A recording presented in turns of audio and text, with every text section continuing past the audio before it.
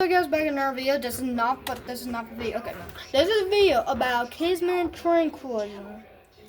Yeah, shout out to CN4 for first conductor of and Jim Blame. Shout out to these people, and also shout out Thunderbolt 1000 production, whatever you call it. I'm not that good at English, but yeah, shout out to these people. Shout out to everyone at least. It's 24 minutes long, but we're not gonna watch this whole 24 minutes, guys. We're not. But yeah. Productions. Whatever you call it. In 2005, Yeah. We already saw it. started installing cameras in outward-facing When I first watched that video, I thought I was gonna hook up. And train collisions. yeah. For some reason, BNSF trying to skip the most, like, you know. One camera would be used to record, but over the years, I'm not gonna lie, Aliens is so popper. never caught on tape. How is it so like popper? Because the reason why it has it so popper, like whenever a train crashes together, it just cuts you a blue screen. Like it's kind of boring. Yeah. Richmond, California, I'm gonna skip a little bit. Let's skip the whole part because we don't really care. 459, yeah. X5473, a former Conrail SE50, ENSF 1065. Yeah, I know you guys want to be like, oh, why are you skipping? Yep. Yeah, where's why? I just don't want you to listen to all this. Yep. Santa Fe colors, ENSF 7065, and SD40-2. Still right to this day. And finally, a third Dash 9. 997. I'm not gonna spoil it. I'm gonna spoil a little bit about 997. It did wherever train derailment, where they train derail, it smashed into one of the train cars. I'm not gonna say what it was. It smashed into one of them, and you're going to guess it if YouTube even lets you like comment. Weighing in a total of 24 5,436 tons and measuring 4,073 feet long.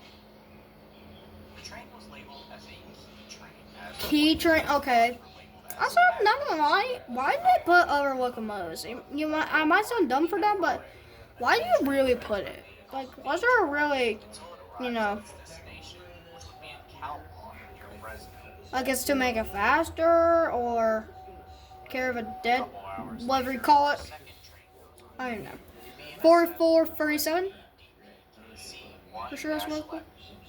which is referred to as 4479. Nope. West. Yeah, they also carry my favorite train, ES train. Yeah, that's like my favorite train right there. Yeah, like that. I do like the ESF too, because you know they're a popper, but you know, Buffalo popper. Unit cement train, 30 loads and 4 Dash 9s for power, being BNSF 4479, BNSF 4715 in a Santa Fe style livery, Norfolk Southern 8967, and BNSF 4576. They depart Calhoun just before 5 a.m., weighing 4,109 tons and stretching to a rather small 1,542 feet long. Both trains were now face to face on this former Santa Fe main line that was mostly single track with various passing sidings, so one could pass the other. One of these was at Kismet at roughly milepost 459. 459. East was scheduled to stop. You're gonna have to guess what. You're gonna have to guess which train what did actually cause the train collision. We're not gonna watch the whole thing of it. Continue on their Let's go watch half of it.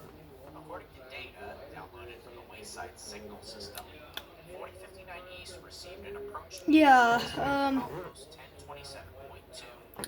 For some reason, yeah, the conductor of the brakeman. Well, the brakeman thought he saw the red light like turn on, like both of them, right there. I used to be like, why is the red light? Why is it there? Why is it there if no like that? But now I realize it's there because to tell you slow down, and also plus to tell you where that's where you can stop at the next point. And the engineer was conductor files is clear, and the brakeman thought, but it's like, you know. And one 4059 crew, the conductor went in jail, went in prison, and he was a little bit punished for like a little bit of drugs.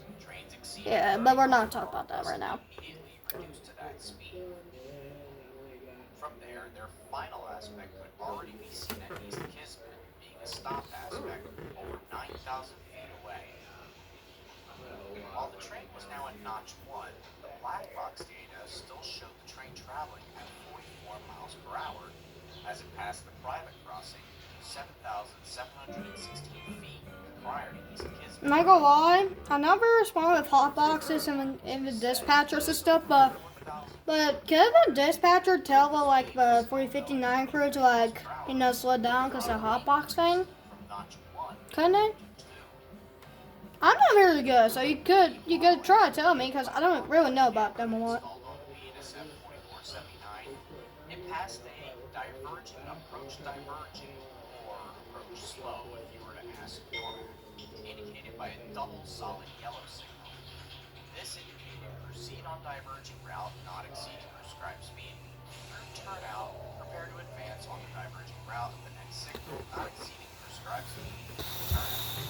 At East Kismet, it would have a diverging clear, also known as medium clear.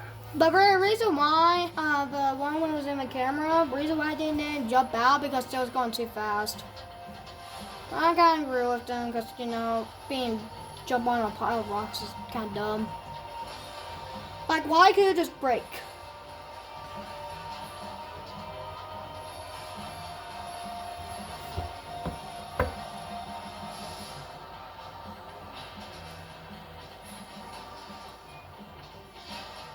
This can be seen in the video as 4479 rounds a corner, spotting 4059 east there too. And here it goes, it happens. Well, we already saw. Oh, wait, we didn't saw it yet. Yes, sir.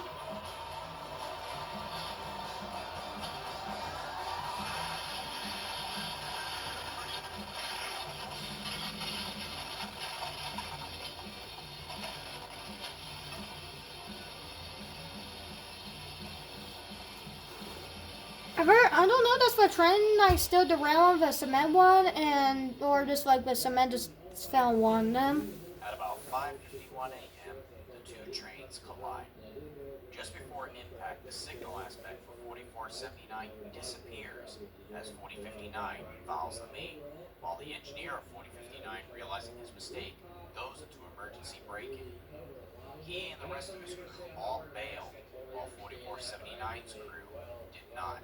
4479's camera goes blank as its cab is nearly ripped in half from the collision and falls sideways into the earth. Amazingly, though the crew didn't bail, they all survived. However, the engineer was badly injured, sustaining a fractured pelvis and other internal injuries.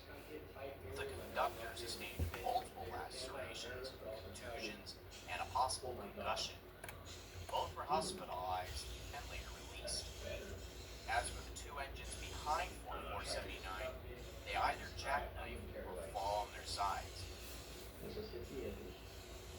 As for the 4059 East crew, they sustained minor injuries from jumping off their power, but also survived.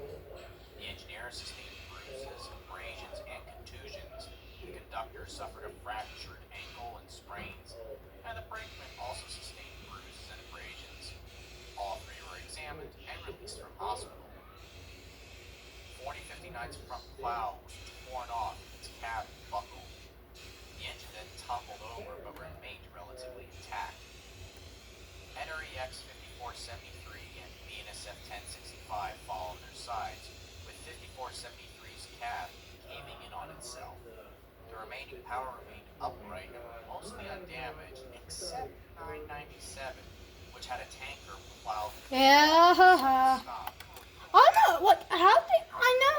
My comments do for this, but maybe that's just the empty car. That's probably why I didn't, explode. Two cars of 4059's Consist derail, while 14 derail and spill their cement load from 4479's Consist. Total damages of both equipment and track was estimated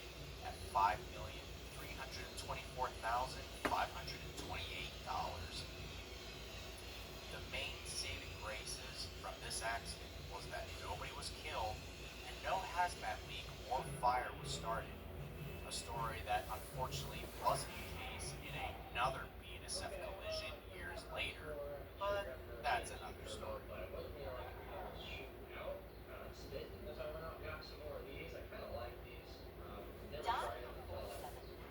But that picture is gonna be in video because I'm not going. Yeah, we already saw everything, but I'm gonna tell you who caused it. It was it was 459 crew. But bye guys, bye. Have a good day, and also shout out to him.